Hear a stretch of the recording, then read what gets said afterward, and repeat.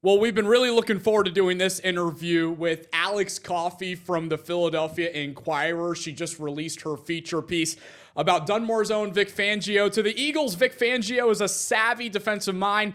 To Dunmore, he's a former umpire, bartender, and much more. Alex, I know you have a busy schedule. We appreciate you taking some time to join us here on the show. And before we get in the interview, I will say I was at the gym this morning, and somebody came up to me asking if I had read the recent piece on Vic Fangio.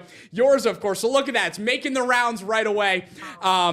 We appreciate you doing this. The first thing I want to get to before we get to the actual article, what was the inspiration behind pursuing a piece like this where you're coming to NEPA in the Scranton area and meeting so many folks that are familiar with Vic Fangio? What went behind the background, the inspiration of writing this piece? Yeah, so I was just looking into his background, and obviously, as you guys know, the Scranton area Wilkes-Barre area isn't too far away from Philadelphia. And I just remember thinking to myself, we really don't know much about that time of his life, about his childhood, about his years growing up there, and even about his first coaching job, which was at Dunmore High School. He was playing at first for Coach Jack Hensis, and then was a linebackers coach and a defensive coordinator for him as well. So that time in his telling really like laid the foundation for the rest of his career. So I thought that, it's so close by and it had such a big impact that maybe it's worth diving in a little bit more. Yeah, and I think one thing that really stood out to me in this article, we watch every single week the press conferences with the coordinators, Nick Sirianni and Vic Fangio. And he is always very short and just very concise and doesn't talk much, but he's been like that from such a young age, but everyone seems to love him. Do you think that's kind of a part of his charm? Yeah, definitely. I think it's kind of like a lovable grouch kind of thing. And it's funny hearing people, even Jack Hensis's widow, Roseanne, said that he's been that way since she first met him when he was 14. Just doesn't crack a smile, really, pretty quiet, no time to chit chat, the way that she put it. So it's funny because a lot of coordinators, they're kind of hardened by the schedule of the NFL, like the long hours, the long seasons, and it just seems like Vic was that way naturally for whatever reason. And yeah, one of the relationships that really formed Vic as a person was his relationship with former Dunmore head coach Jack Hensis. I think in your article you said they bonded over. They had a very similar demeanor. They're both very quiet, very detail oriented, very down to the fundamentals, and that's one of the reasons I think Jack brought him in on that Dunmore staff. But talking to his widow Roseanne, what did that relationship mean to Vic, and what do you think? How do you think that helped form him as a person and as a coordinator? Yeah, I really think that I mean, if you've listened to press conferences that he's given after he's accepted different coaching jobs, he references Coach Hensis all the time. I didn't talk to Vic for this article, but I went back and listened to a bunch of different interviews he's given, and he talks about him a lot, which I think speaks to how much of an impact he had. Like you said, their demeanors were pretty similar, but Coach Hensis is also a defensive-minded coach, so he kind of like coached Vic up in that area. Like you said, he was really detail oriented, really hardworking. He was the kind of coach that would like come in on snow days and look at JV film, stuff like that, which is not exactly how I would spend a snow day, but to each their own.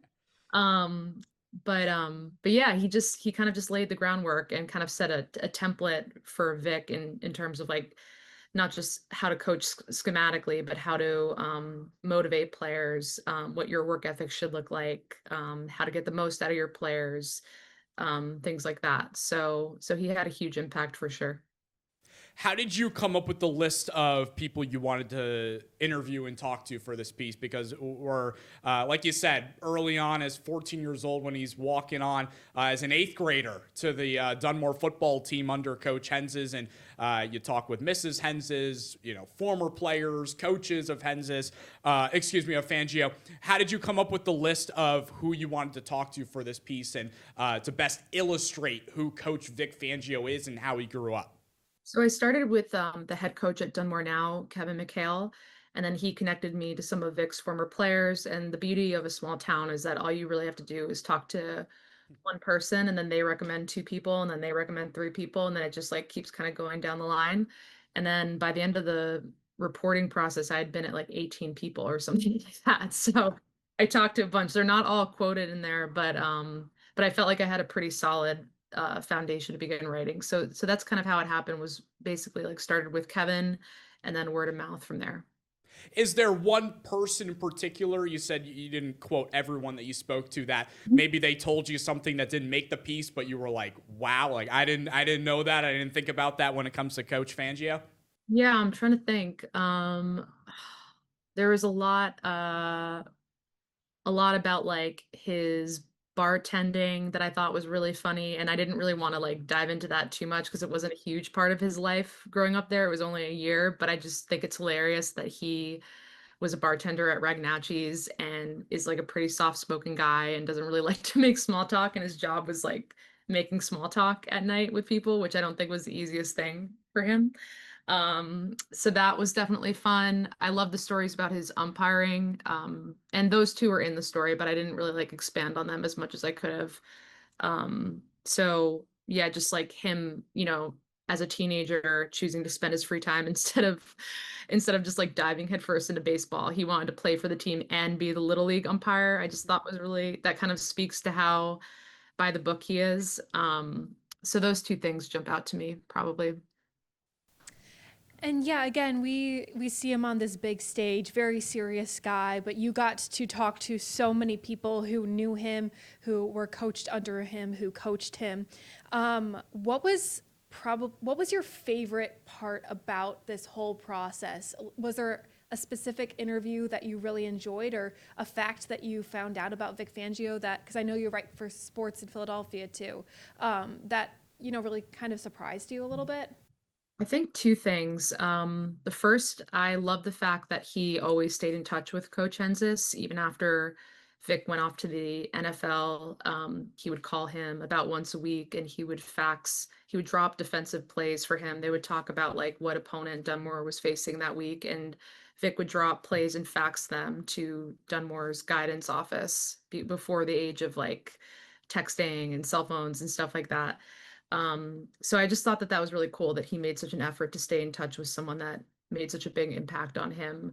And Dunmore's current head coach, Kevin McHale, still has those faxes and they still use them. So it's like, it's cool, I think, too, that they're still drawing on that wisdom and how it's kind of timeless. The other interview that I really, really enjoyed was Roseanne Henzis. She's 89. She turns 89 today. And she, I think, is probably the only 89-year-old woman I've ever met who watches Red Zone. I think that that's like pretty unique. She was kind of, she was talking about how Vic and her late husband would talk about defense and how she didn't really understand it and was kind of like downplaying her football knowledge. And in the same breath, she was complaining about Jalen Hurts throwing a pick.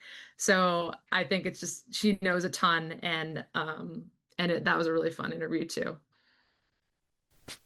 And yeah, as a young kid, I believe as an eighth grader, Vic was bringing defensive scheme ideas to his head coach, and I found that very, very interesting. In talking to a lot of the people who surrounded Vic in his life, did everyone get the sense that he was going to be, someone in football? Was this going to be something that he was going to do in the future? And has he always been this obsessed with football and specifically defensive schemes and being a successful coordinator?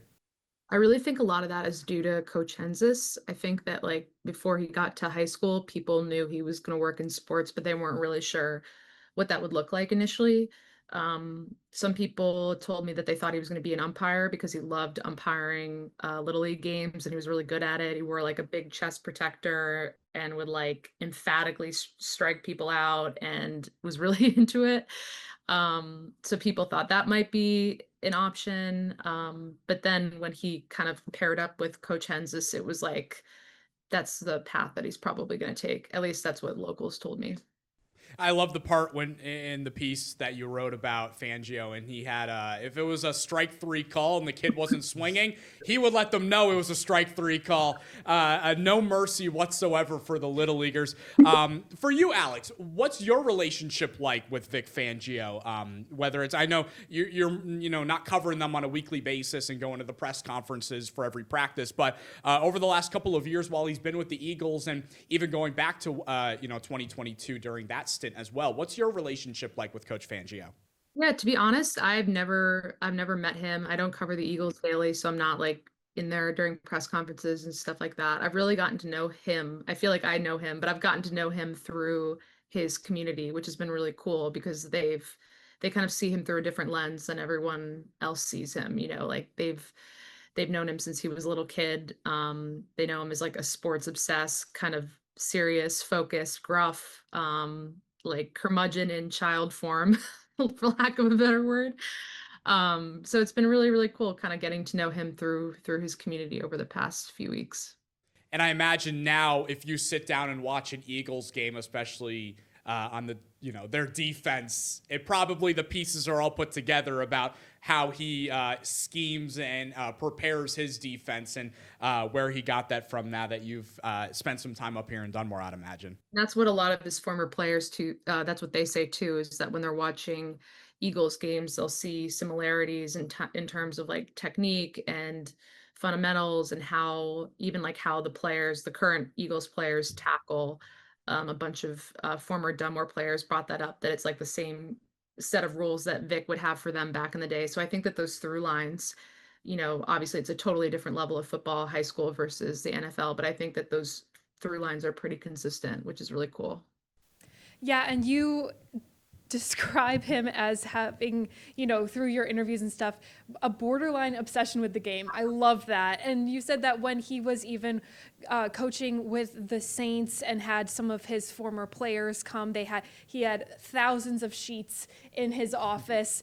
And I was just noticing, like, with the timeline, after he started coaching with Dunmore, he really quickly got to the NFL. It was within at least a decade that he got to the NFL. Do you think, again, he was rewatching all of those tapes and stuff, but it also seemed like his players always said that he had a knack for it too. They were always in the right position. Do you think it was more of the obsession that got him that far, or was he just kind of like a prodigy and just kind of knew like? I think it's like a combination of the two. I think I don't want to take away from his defensive prowess. Obviously, he's brilliant at what he does, but he also works incredibly hard. I mean, a bunch of the Eagles players and coaches still say today that he spends hours and hours and hours poring over film, which is exactly how he was from what I've heard in high school. So I think it's kind of a combination of both, that he has like a natural ability, but also just like obsessively watches a ton of film, whether it's like in high school, it was opposing teams that they were about to face, or rewatching his current team, like watching NFL games and playing them back. So I think it's a combination of both. Well, Alex, this is a tremendous piece you did. Like I said at the beginning, all of Dunmore and all of Scranton is going to be reading your work and appreciate it greatly. And we appreciate you spending some time to dive deeper into this article here on 2822 Sports Night. Thanks so much, Alex. We appreciate it. Thanks, guys. Thanks for having me.